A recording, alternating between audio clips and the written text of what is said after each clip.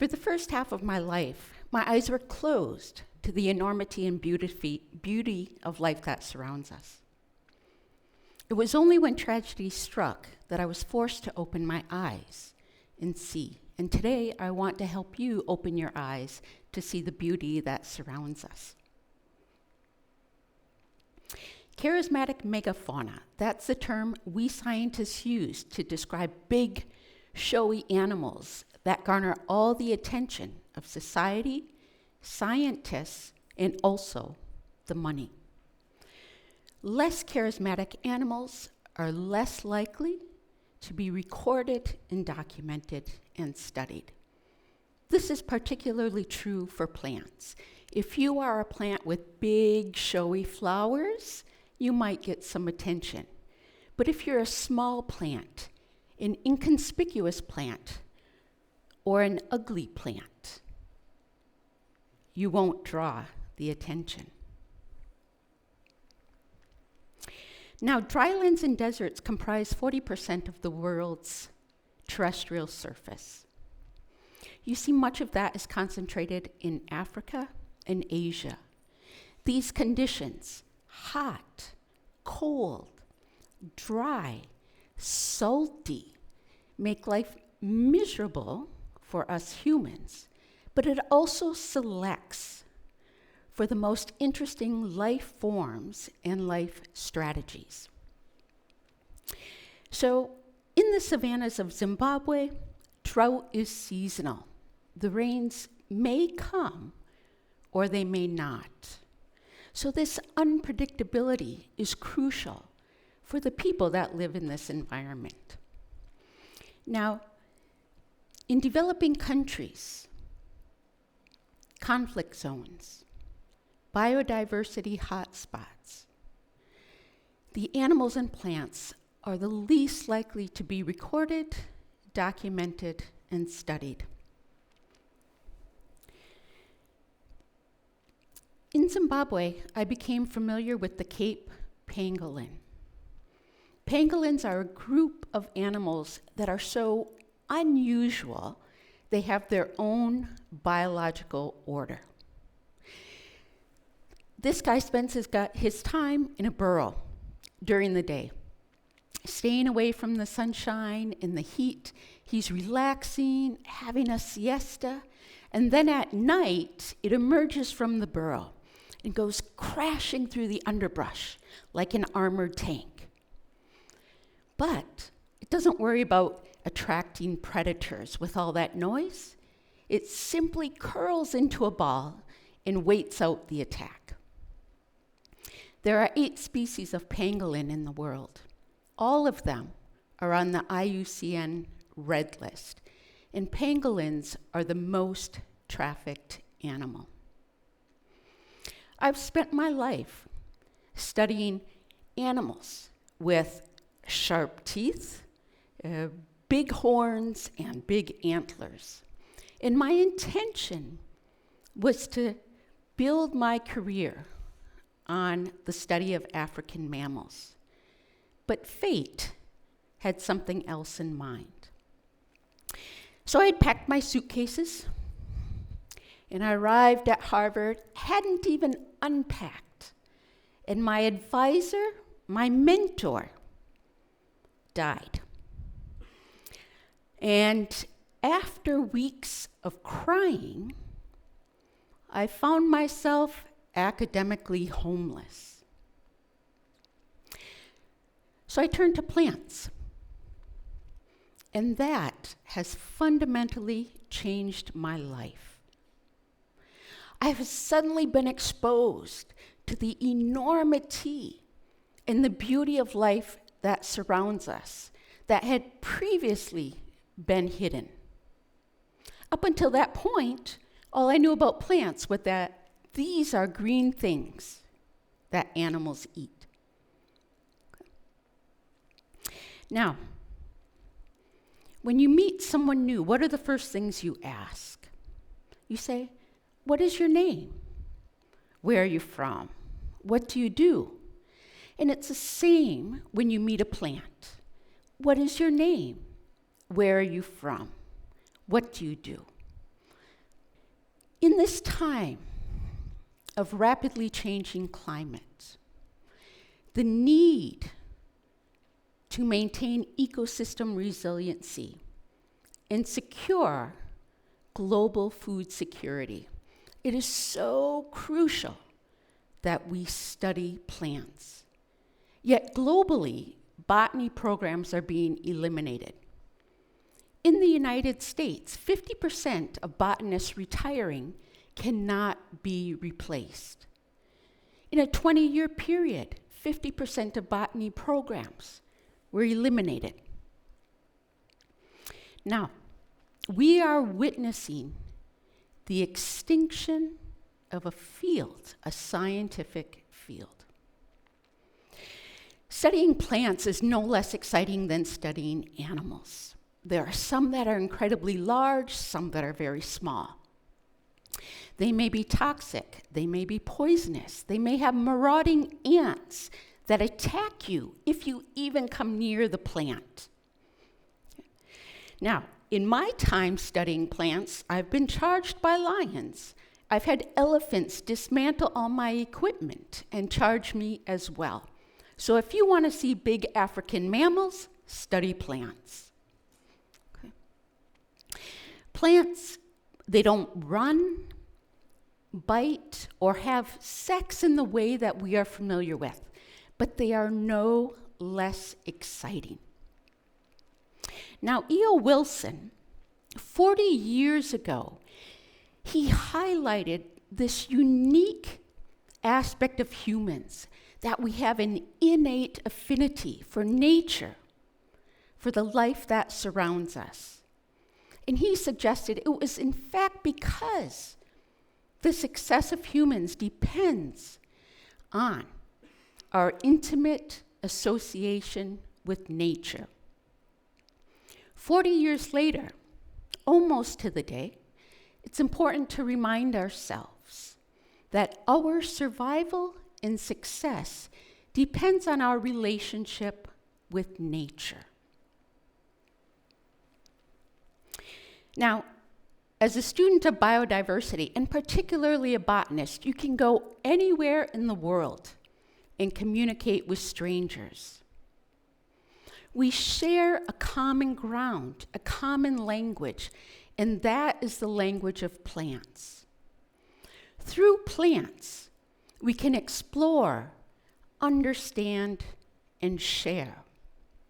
It is this connection and community with others that is so important. There are now so few of us that can speak the language of plants that the bonds we form are so tight. If you head north from Zimbabwe, you'll encounter the Caucasus, the confluence of 3 continents, Asia, Africa, and Europe. And in the center, you'll find the small country of Armenia. This is also the Caucasus Biodiversity Hotspot, which means in a very, very small area, you have a disproportionate number of plants and animals, unique species. But it's also a confluence of conflict. Empires have waxed and waned. We saw the first 20th century genocide. And from 1950 to the year 2000, 80% of all armed conflicts took place in biodiversity hotspots. In the mountains and in the valleys of Armenia, you'll find more than 80 ancestral plants to our domesticated food plants. Ancestral wheat, rye, barley, flax, hemp, safflower. And the list goes on and on and on. These plants are at risk, but they are crucial to maintaining global food security. And we connect with these plants in culture and religion in a deep, deep way. Now, if you continue east, you'll make your way through the Arabian Peninsula, the hot deserts of the Arabian Peninsula. And at first look, I know that you're thinking, surely all the natural resources that are valuable must be underground. But I'll try to convince you that, in fact, the most valuable natural resources are above ground. Sure, we can see evidence of those ancient geological plants which are buried deep underground. You'll find a Rolls Royce in the Burger King drive-thru. Students go back to school in a Bentley, not with a pair of Levi's. But I want to introduce you to desert plants. Desert plants that are active year-round will have succulent leaves, and this one here, which is just germinating, has bladder cells to store salt away from the tissues. This is a coastal succulent. You don't see any obvious leaves or petals, but it's flowering. The stigmas are waving, trying to catch whatever pollen is in the air. Some plants will flower and fruit within a very short amount of time. They avoid the desert altogether. When it's cold and rainy, they complete their life cycle. Leaves. If they're not succulent, they are usually protected by a layer of hairs. These hairs prevent too much incoming light, reduce water loss, and maintain humidity around the leaf. But those hairs also make them very unattractive to herbivores. There's one desert plant that breaks the rules, and this is Capra spinosa, the spiny caper. You will know it from putting capers on your salad or eating pickled caper berries. What do you see? You see large, showy flowers, big petals that are going to be losing water. But it flowers at night. It flowers and fruits during the driest part of the season. Now, the urban environment is becoming increasingly important. In the very near future, 80% of all humans will live in an urban environment. This is an area that we can design to promote and protect plant diversity. Even in something as innocuous as an old alleyway, you'll find unique plant communities. If we continue east, we come to the land of the hot and cold deserts. In China, roughly 50% of the land surface is dry land or desert. Now, I'm not from here. I don't speak the language, and I have been struggling to make a connection. Recently, I made a connection through the deserts. This is an area where air temperatures reach 50 degrees Celsius in the summer, surface temperatures 80 degrees Celsius, and yet there I see plants and plant communities that make me feel at home.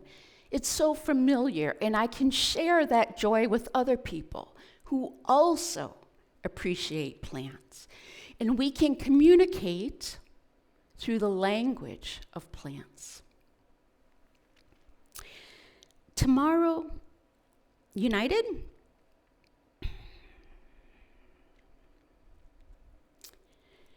on the most biodiverse planet known in the universe, the single most accepted agreement is the Convention on Biological Diversity. So if we can unite, surely it will be through biodiversity. The Convention on Biological Diversity stresses the unique conditions in developing countries. That we have to share equitably from the benefits of traditional knowledge and practices. That maintaining plant diversity is crucial for global food security. And that we have to engage women at all levels, from science to policy to practice. And the Convention on Biological Diversity ends with this, that biological diversity and its sustainable use can contribute to peace for humankind. Now, I set out to find life at the extremes. And what I found was life at the extreme. But what I discovered was a connection with people in the most unexpected places. So today, I'm going to make a plea for plants. Get to know plants. See the beauty that surrounds you. And together, we can protect and promote plant diversity. Thank you.